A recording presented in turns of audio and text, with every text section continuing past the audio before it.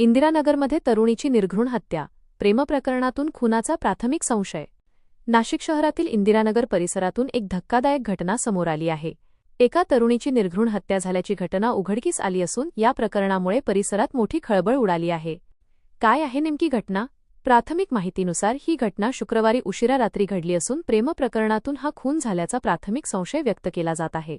मात्र याबाबत अद्याप पोलिसांकडून अधिकृत दुजोरा देण्यात आलेला नाही।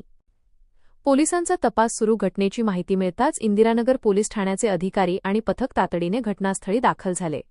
पंचनामा आणि पुरावे संकलित करण्याचे काम सुरू असून आरोपीचा शोध घेण्यासाठी पोलिसांनी तपासाची चक्रे वेगाने फिरवली आहेत।